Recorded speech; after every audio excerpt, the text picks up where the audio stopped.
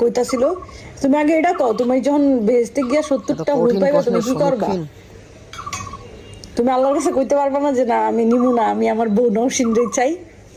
হুর থেকে ভালো থাক, এটা একটা কই হুরই দিব 70টা, হেডি কি করবা হেডা কও, তুমি কথা ঘুরাও কে?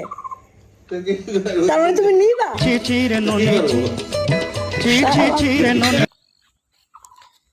অবস্থাটা বুঝছেন? এমন প্রশ্ন করছে, হায় রে প্রশ্ন, এই প্রশ্ন কি আর খুঁজে পাইল কই? এই প্রশ্ন নেন, এখন সামলান। দুনিয়ার প্রশ্ন শেষ, এখন চলে গেছে জান্নাতের হুর। জান্নাতে 70টা হুর নিয়ে কি করব?